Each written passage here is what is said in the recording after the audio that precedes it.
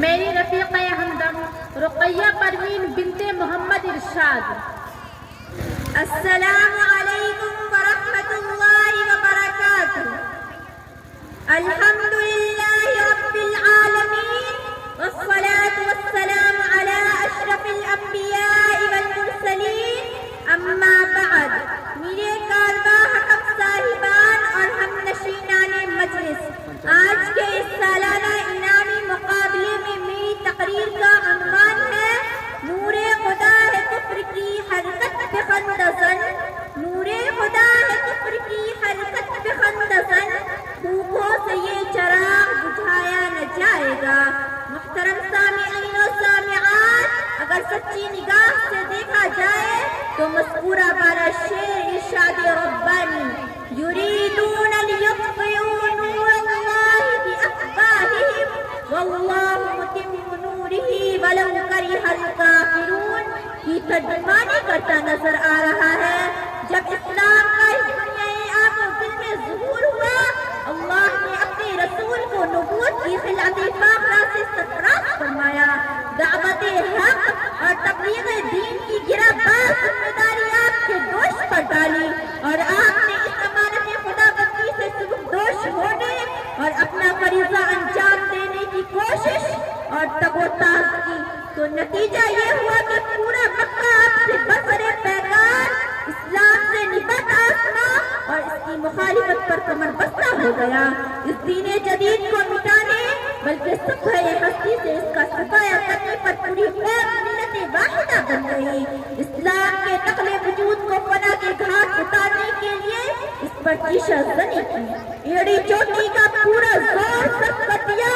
طرح طرح کی تدبیریں کر ڈالی، قسم قسم کے حربے استعمال کیے، مختلف طریقے اپنائے، لیکن کسی صورت میں بھی ان کو اپنے ناپاک عزائم میں کامیابی کی کرن اور کامرانی کی جھلک دکھائی نہ دی، بلکہ ان انتھک پروپیگنڈوں اور ناپاک ارادوں میں وہ شکست خوردہ ہو گئے اور ناکامیاب و نامرادیہ ان کا مقدر بن گئی۔ ایک طرف تو یہ تھا، دوسری طرف اس کے بالکل ہی مقابلات کی دعوت تھی کہ روز افزوں تھی، اور اسلام تھا کہ اس کا کارواں سیل ربا کی طرح دن بدن ترقی کی نئی شاہراہوں سے آشنا اور کامرانی کے مناظر سے ہمکنار ہوتا گیا۔ اس کا داعی تھا کہ عروج کی راہ پر گامزن، منزل کی جستجو میں سرگرداں وسط خدا بندی کا متلاشی رہا۔ گردش ایام اور حوادث زمانہ سے وہ کبھی لرزا وترسا نہیں ہوا، اندیشہ طوفان سے اس کا دل نہیں کانپا، اور بحر اسیاں کی موجوں نے اس کا رخ نہیں موڑا، بلکہ اللہ رب العزت نے لیظہرہ علی الدین کلہ ولو کرہ المشرکون کہہ کر ہر دور کے اسلام مخالف کے لیے یہ اعلان کرا دیا کہ اے مشرکو، اے اسلام کے خلاف سازشیں رچنے والوں، کان ہی نہیں بلکہ دل کے پردے چاک کر کے سن لو، اسلام نازوکوں کی طرح ہے، اگر مسئلہ ہو تو اپنی عطر بیزیوں سے فضا معطر کر دے گا۔ اسلام بحر سخا کی مانند ہے، اگر اس کے بالمقابل مخالفتوں کی آہنی دیوار کھڑی کر رکھے تو خسو خاشاک کی طرف بہا لے جائے گا۔ اسلام کو پاتا ہے کانٹوں کی ہرا ہوگا، لہذا اے مخالفین اسلام اپنی حرکتوں سے باز آ جاؤ، مذہب اسلام کے چراغ کو گل کرنے کی فکر چھوڑ دو، گلشن اسلام کے پھولوں کو اس کی چمن سے جدا کرنے اور اس کی لہلہاتی ہوئی سرسبز و شاداب کھیتی کو روندنے سے رک جاؤ،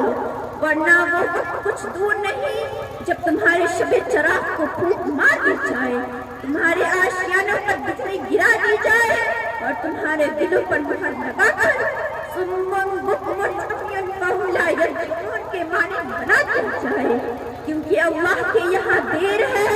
لیکن اندھیر نہیں، اور خدا کی لاٹھی جب پڑتی ہے تو آواز نہیں آتی۔ اسلام کی فطرت میں قدرت نے لچک دی ہے، اسلام کی فطرت میں قدرت نے لچک دی ہے، اتنا ہی ابھرے گا جتنا کہ دباؤ ہوگی۔ وآخر دعوانا الحمد للہ رب العالمین، والسلام علیکم۔